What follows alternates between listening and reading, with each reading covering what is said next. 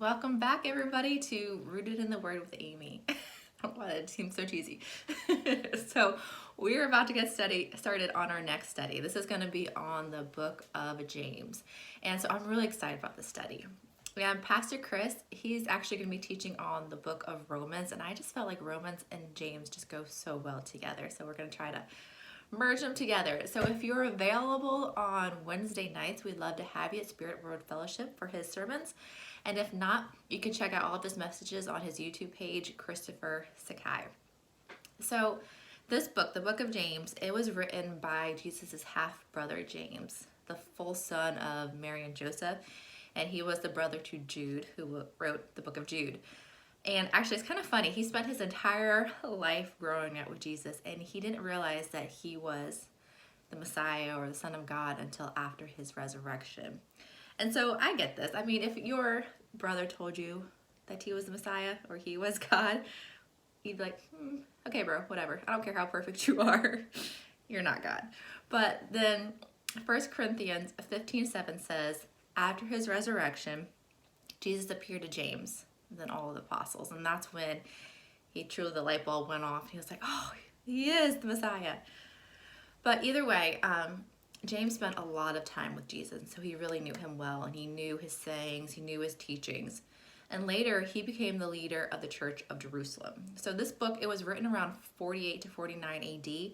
And then sadly, James was killed around 62 AD. And it says that they took him up to the highest part of the temple and threw him off, but he didn't die. And so they stoned him to death. And the entire time they were stoning him, he just kept praying for the people killing him. And that just that speaks volumes to the heart of this man.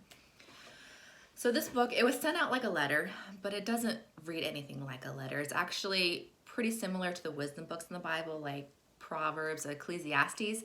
So it's a collection of short sayings on how to actually live this Christian life, what it looks like in a practical sense. And it deals with real world problems, which is why it's still so applicable today, and I'm excited to get into it. So James is in no way denying grace. I know we talk about a lot of works in this book, but he's not denying the wonderful gift of God's grace. But he's saying as we grow in our faith, we should see life, we should see it. As we grow in our faith, we should see it in a life of obedience to God, not just to read the word, but to actually read it and obey what it says, do what it says. And so this book, it's written a little bit different than the other ones because he's not trying to convince anybody of the gospel, the truth of the gospel. He's not trying to convince anybody that Jesus is Messiah, because it's written to people who already are believers. It's written to Jewish believers, actually. And so it's kind of like a collection of moral teachings Jesus shared in the gospel, and it's speaking against hypocrisy in the church, which Jesus did as well. And so it kind of made me laugh because as I was reflecting over all of this, my kids started fighting just, like normal siblings do. And I just had this image in my brain come of Jesus like breaking up a fight between James and Jude and being like, now boys, you need to be quick to listen, slow to anger, and slow to speak and slow to become angry. And I'm sure they would have been super annoyed with this big brother Jesus, like, don't cause your mother grief. We need to honor our mother, be obedient to God. And they're like, oh, whatever, Jesus, stop being so perfect. But looking back, he's like, oh, that was so good. And he's writing it all down and getting ready for this book. Anyways, it's probably not true. That's in my own brain how it works.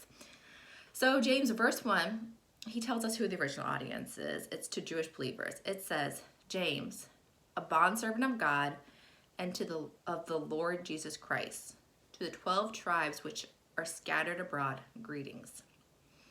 And so I am super excited to get into this book. Next time we're going to start digging into chapter 1.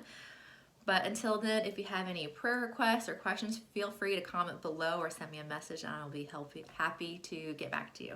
All right, thanks. God bless.